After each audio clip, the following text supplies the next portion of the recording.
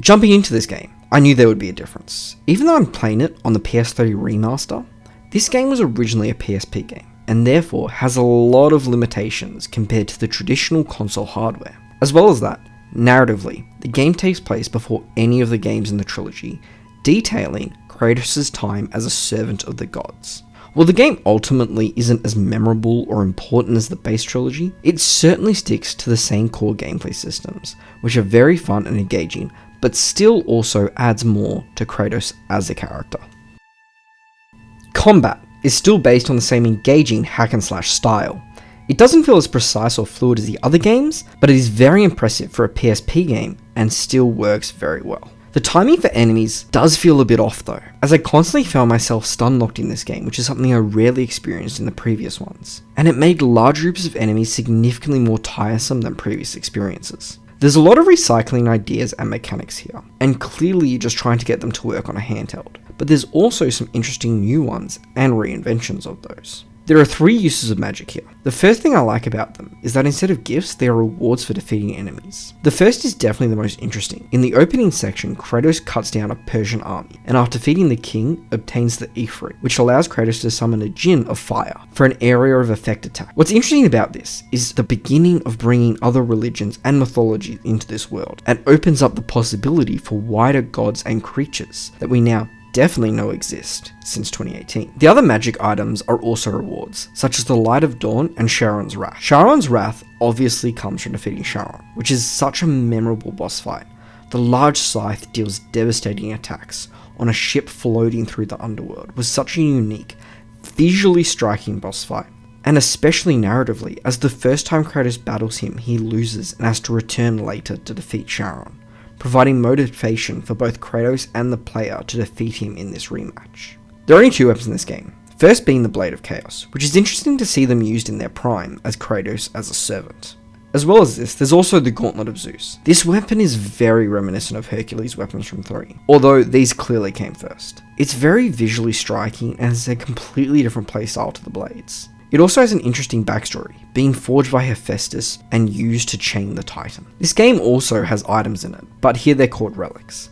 My favourite one is the Sun Shield, and what I assume to be the inspiration for the shield in God of War 2018. It acts as a block and counter mechanic, and has an in-game narrative purpose as it's obtained in the Temple of Helios. Triton's Lance acts as Poseidon's Triton, allowing Kratos to breathe underwater.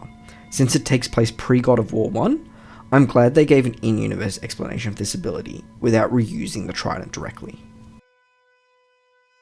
My main issues with the puzzle in this game was the fact that the buttons were all different from the trilogy. It made tackling the puzzles honestly a bit challenging, simply due to that even hours after playing this game, I was still pressing the wrong ones and making mistakes. Other than that though, ultimately the puzzles in this game are very simple, largely back to the first game of pushing and pulling objects. They slow down the pace of the game when it's needed, but I don't feel this game really did much interesting with these mechanics that the previous ones didn't already do. Getting to see more of the Greek world, and particularly after the huge spectacle that was Mount Olympus in 3, it's nice to be exploring locations like the Temple of Helios, the city of Attica, and the underworld. Again, these locations don't look all that visually striking, but I'm really impressed by the commitment Ready at Dawn gave to the art style of the original 2 games. At least the game looks like it fits right in with those. I also really enjoyed the tease into other cultures and mythologies, particularly with the Persian army and seeing things like their djinn. I believe the narrative of this game is easily the most interesting thing that this game provides. Coming out between 2 and 3, there very clearly was a lot of connection between the writers of those games and this, as both God of War 2 and 3 have callbacks to the events in this game, particularly through the characters Atlas and Helios. The first thing that stood out to me though was the return of the narration of Gaia. Of course, this was such an important aspect of the first 2 games, something I didn't realise I actually missed about the third, but the whole meaning of Gaia narrating feels completely different knowing the events that took place between Gaia and Kratos in the third game. Kratos in this game is a servant of the gods, post he's servant of Ares and now the gods in general, with his point of contact of course being Athena. Starting the game, Kratos is defending the city of Attica from the Persian army, something Kratos is clearly capable of as he slays the king and is successful. Not long after this, the sun falls out of the sky, plunging the world into a darkness. Kratos then has to make his way to the Temple of Helios in this darkness. Once there, he learns from Athena that Morpheus has caused the gods to go to sleep due to there being no light. Athena tells Kratos to find Helios and return him and the sun to the sky. Kratos then learns that Atlas has taken Helios, and Helios' sister tells Kratos where to find the primordial fires to awaken the steeds of Helios. The steeds take Kratos to the underworld.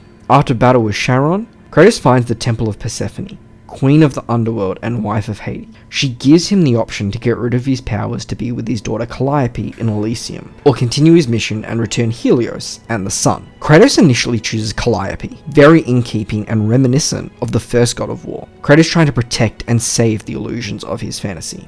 Except this time, she's real, or as real as she can be. This doesn't last that long though. Kratos learns Persephone intends to destroy the world, which will destroy Elysium as well. If Kratos chooses to be with her and stop his mission, she will die. If he chooses his mission, she will live in Elysium, but he cannot stay with her. Here Kratos obviously decides to save the world. In order to save her, she clings to him, and the player has to mash the circle button to push her away, blending the narrative and gameplay so well. As throughout this game, the circle button is used to brutalize and finish enemy. Here it lasts much longer and is much harder for Kratos. Killing comes easy to him, but separating from his family doesn't. Kratos learns Persephone has also been betrayed by the gods, mirroring much of Kratos' interaction with them. Persephone is in cooperation with Atlas, both seeking the destruction of Olympus. Kratos defeats Persephone, which saves Helios, and binds the pillar of the world to Atlas, forcing him to hold up the world forevermore. This is where we find Atlas in God of War 2, and the interaction based between Atlas and Kratos is referenced there. Kratos' action in this game come through as very ironic, helping the gods and the world, when only a couple of games later he destroys them entirely. It provides more complexity to Kratos and shows the weight of the betrayal to him. It also reinforces Kratos' said weakness of his family, how being a soldier has also been natural for him, but his family is what he truly cares about, and how deadly the mistake that Ares made was.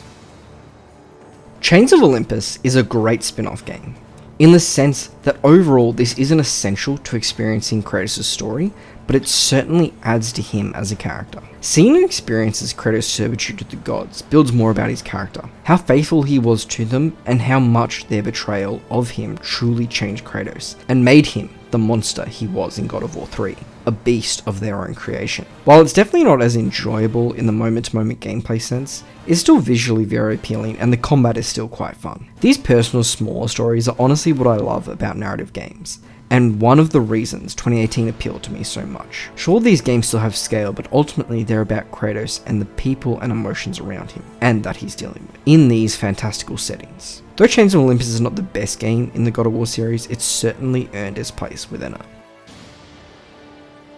Thank you so much for watching this video. I'm having such a great time playing through these games and discovering, bit by bit, one of my new favourite franchises. Next up, obviously, I'll be doing Ghost of Sparta and then on to Ascension before coming back to 2018 and replaying through that with all the knowledge that this original Greek saga has given me. If you like this video, please leave a like and let me know what your thoughts are on Chains of Olympus in the comments. And if you want to see more videos from me, please subscribe. Until then, cheers and have a good one.